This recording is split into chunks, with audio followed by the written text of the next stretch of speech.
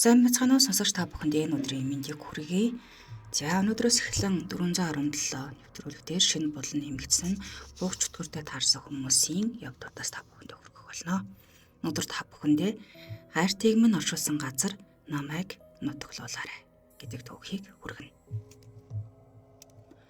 Оюумаагаас болж 3 хүн шоронд орж 4 хүн гэр бүлээсээ салж 2 сайхан гэр амиа хорлож 40 хүрсэн компани захирал тартагтаа тултал дампуураад мэдрэлийн өвчтөй болж шараадны эмнэлэгт өгүүлчлүүлэгч болсон түүхтэй. Оюумаа амар мөртлөө гой хүүхэн байв. Багада толноос салдаг охин байж л дээ. 12 настайдаа нэг өрөө алга болцоход гэрхнийхээ баахан бужигнуулж тэдний ханы материалын гүн жалганы ярмагт ашаа байшин дамдирдаг байж. Оюумааг алга боллоо гэж сэргийлэхэд мэдэгдэчгээд байж байтал өөрөө ороод ирсэн баг юм. Ингээд юу басан талаар нь асуувал хичээлээд оройтож тараад гэрлүүгээ явж байтал нь үл танихан замыг нь хүнсэж ширүүн гараараа буугунаас натгаж аваад "За чи ахта ганц тус хүрэг. Энэ жалганд машин эвдэрч гисэн. Дотор нэг эмэгтэй хүн сууж байгаа. Ах нь чамд заагаад өгье. Тэр эмэгтэйг юу хийж байгааг очиод харчгаад ир" гэж гуйсан байна. Оюумаач тэр танихгүй хүнээс айсангүй. Жалганы ярмагт очтол ямар ч машин үзэгдсэнгүй. Нилээж доошоо гүнлөө ороод "Ахаа, нөгөө машин чинь байхгүй юм штэ. Та худлаа хэлсэн байна. Би авлаа шүү." Гэтэл нөгөө хүл таних хэрийн зан гинэт хуурч "Чи юм уу шээс одоо хайчих гээд байгаа. Намайг дагаад яв. Ална шүү." Гэд охиныг үснээс нь чирч алхтал нилээд хол байсан жалгын харанхуй нөхнөөс шар нохоон гэрэл цацарч 3 толгойтой матран сүлтэй хүн гарч ирснэ. Гів гинэт "Ааха, ашгүй аваад ирвүү" химээж. Үл танихан оюумааг тавьчихад жалах руу хараасан боловч тэглэж унан ивүү муха барьхирч. Жалгын харанхуй нүхнээс цацарсан мөнөөх шар ногоон гэрэл тэгс хийгээ замгарч. Оюумааг жалганаас гараад гэрлүүгөө алхахад бархиран орилгодоо ард нь хатсаар үлдсэн гин. Уг нь тэднийх ойрхон ганцхан жалах өгсөдөл гэртээ очих байсан ч нэг жалах гарахад ахиад л жалах гараад иж. Ийм маягаар жалганууд дуусахгүй хөврөөд байж гин л дээ. Харин хамгийн сүүлчийн жалганд нохоо хэвдэж унартуулсан дахиас нь туранхай хүнд харилцсан байна. Тэр хүн туранхай гараараа оюумагийн үсийг илж үдснэ.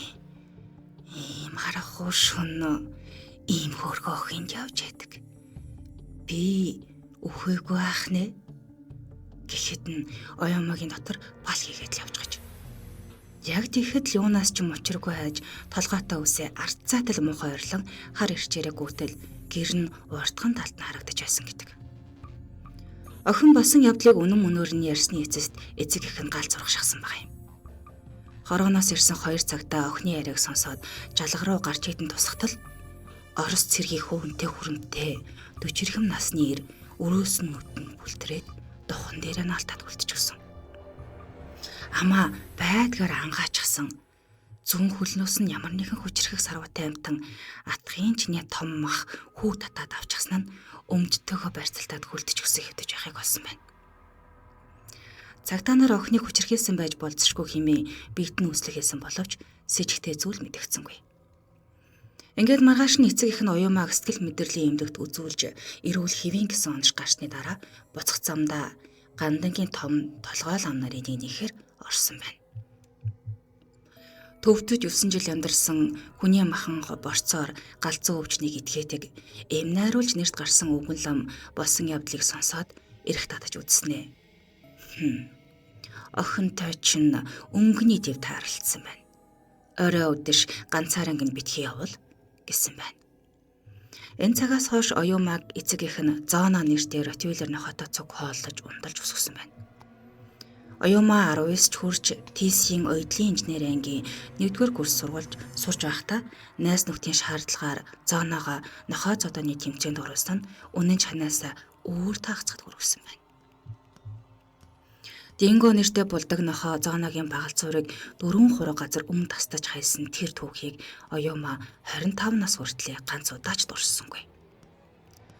Төрсөн өдрийн баяраа сатурн баан тэмдэглэж байхдаа үсээ дөрвөлжил зассан элед тусгай батальоны дасгийн дарга ахлагч Гамбат хэмээх өндөр чар залуутай танилцсан нь оюумааг Амар Хайми Рупе шүлгийн номноос салахаар болгожээ. 4 сарын дараа Ганбат түүнлээ уцтаж стратеги шөнийн цэнгэний клубд уулзахыг урьсан байна. Оюума тэр үед мэрэгчлээсээ оогтоор нэг компани нэгэн шатхуун түгээх стандд ажилладаг байв. Оюума уг нь урилгыг сонсмогцоо татгалцъя гэж бодсон ч чадсангүй. Тэрээр 25 нас хүртлээр гав ганцаар явахдаа 10 сайхан нэрийн амьдралаар аль хэдийнэ тоглож орхисон хүүтэн цустай бүсгүй болсон байлаа. Хүн зодох халан хүүтэн зэвсгэр алга талаар Монголдоо л нэгт ордог элитийн батальоны ахлагч залуу Оюумагийн төлхөө засгийн газрын ордногч агаарт хэсгэд бэлэн байгаагаа мэдэгдсэн тэр шөнийн явдлаас хойш Оюума утас дуурах болгонд зүгтдэг болсон байна. Гэтэл 3 сарын дараа гэрийнх нь үдэнд жип машин сигналтахад ээж нь цонхоор харснаа. Хүүе, энийг өндөр шар залуу хашаад аваад ороод ирлээ. Гихийг сонссон Оюума хой талынхаа нээлттэй цонхоор үсрэн бууж уяатаа нохооныхоо зүг гүйсэн байна. Алмаарч мэгцэн гэрээх нь Ганбатыг орж ирэхэд ам нээгаагүй байхад нь Оюума байхгүй гэж хэлж. Залууг буцаад гартал амнаас нь хөөс гарсан дөрөвнүүдтэй гарц нохоо улаан галцсан амтан дээрээс нь буужгсан байна.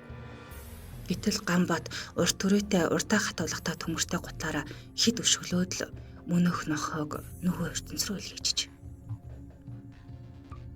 Харин өгсөн нохоон зогцсны дэргэд айж бэмбэгнэж байсан Оюума Ганбат руу зориг муудайхан дөхөж очиж хözөөгөөр нь тас дэврээд авч. Энэ өдрөөс хойш 2 хос бүтэн 7 хоног хамт байсан ч өөр төрийн доорч амжсангүй.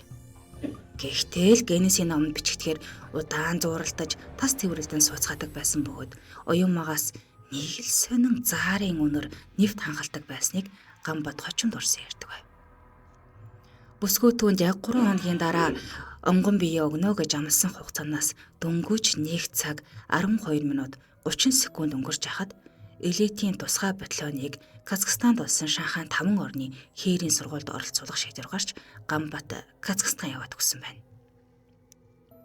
Оюума түүнийг явсан хагуур 2 найз бүсгүйгээ хамт сэтгэлээ онгойлгохоор хөдөө явсан байна.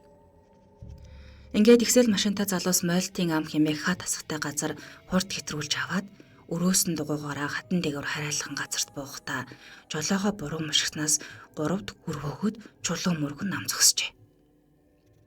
Машин сууж авсан усаас ганцхан Оюума л царай нь Европ усын цав цагаан болчихсон. Яг л унтаж байгаа хүн шиг өрөөсөн гараад ирлээд газар дээрээ үүрт нойрсчихсан байсан гэдэг. Эцгийнх нь аимшигт мэдээ сонссныхаа дараа хайртай ганц охиноо мойлтын амны наран эвэр өндөрлөгт яг л эртний дээдсийн шарилууга хэрэгсүр бүтээж 4 алдгүй нүхэнд онгосон байна. Ганбат сарын дараа ингэртээ Казахстан 2000 хээрийн сургуулийн онц буудагчийн тэмдэг гялалзуусаар ирсэн ч түүнийг Оюумагийн ханхай хоосон гэр хизээж ахиж өмсөхгүй голын дайсан ч үл мэдэг заарын үнэр сэнгэнүүлэн өгтжээ. Ганбат золтоол мойлтын амны өндөрлөгт ах шинэ хэрэгсүрийн оролд өөрийгөө буутчихсангүй. Тэрээр өөрийн дотны найз ишгүүд захиж хэлэхдээ "За найз минь, хэрвээ намайг өхөл хайртайг минь оршуулсан газар л нутглуулаарай" гэж хэлээд 3,000 $, бэлнээр өгч. Оюумаг зуурдаар одсноос жилийн дараа Ганбат увсын түргэний голын заримгцэн мөсөн дээгүүр гарч байхад машинтайгаа цөмөрч нүдээ хараастай чигээрээ живжгсэнийг аймгийн иргэний хамгаалтын албаныхан 7 хоногийн дараа л гаргаж авсан байна. Ганбатыг зуурдаар нас орсныг сонссон ишхүү зээл 130 машин хөлслөн увсыг зорж "Хайртайг минь оршуулсан газар намайг нутглуулаарай" гэсэн түүний үг ишхүүгийн толгойд хадаастай чихнээс нь салахгүй хангин саарл байв. 7 хоногийн дараа талиагаа чин цогцсыг увсаас авчирлаа. Төрөл садангуудад нь учрыг ойлгуулах гэж баахан цаг алдсны эцэс саадуул нарай гэж зөвшөөрсөн байна. Ингээд нийслэлээс 200 гаруй километрийн зайтай Баян хайрхан сумын нутагт ах мойлтын ам руу 6 машин хөдөлж. Талиагаа чин үлдээсэн 3,000 $-оор хэрэгсүр онгойлоход шаарддаг хэрэгсэл болон хүмүүсийг хүслэн авсан байна. 24 цагийн дотор бүхнийг амжуулнаа хэмээн тэд тооцоолж.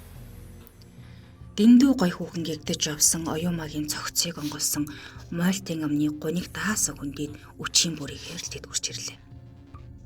Гэтэл хүүхний хэрэгсүрэн дээр лүглийсэн том шуу сууж байх нь тэдэнд аимшигтай санагдав.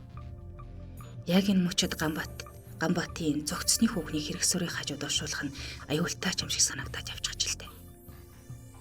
Тэр шөнө хөлсний ажилчид прожектор тусган шууд нөх ух ажилд орж бусд нь майхансаа босгож амархаар хэвтцгээв.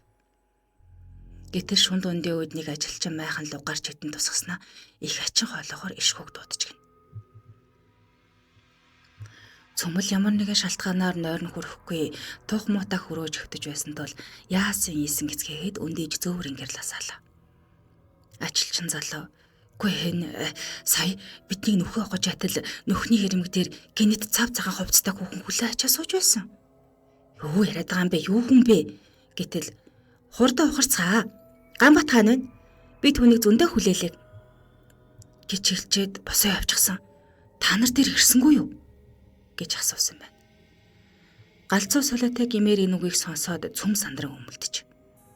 Эцэст нь хөлсөн чийгарсан ажилчид ажиллаач олсоосон байна. Өөрийн харах угаар ойрхон толгодын дунд согтөөж гэмээр эмэгтэй хүн навчин тамхтай хээр дог эвлэгхэн аялж уйлж гиншин өглөөд байх чимээ 2 удаа сонсогдсон байна. Нар мандсан хойно оюумагийн хэрэгсүүрийн зүүн булангаас хонин чинээ том чулуу суугарч цаана нь онгой сахар нүг гарсан байхыг тэд олж харав. Эрөө аман жичрэн дагтсан ус оршуулгыг хурдан дуусгах гэж яарлаа. Ингээд нүх ухаж байх зур "Би чамайг хүлээж ясаа. Харах уу чихтэй нөхөнд хамт хоёулаа ялзарна" гэж эмэгтэй хүн хаанаас ч юм хэлхийг сонссон ажилчингэр нүхнээсээ огол усран гарч ирээд архиш тийш орохыг зөвшөөрсөнгүй. Ишхүү арга ядаж өөрөө хурц бариад орохдоо яхарахгүй эмэгтэй хүн дуулахыг сонсоод тэр хавийн шороонд нэг л ивгүй амар зүйл шингэснийг мэдэрлээ. Гэхдээ тэр огол харааж гарсангүй. Шавар тунсан шарын эзэн хүчтэй гихчээр гүрээсээр угаад нүхийг ухаж дуусгаж.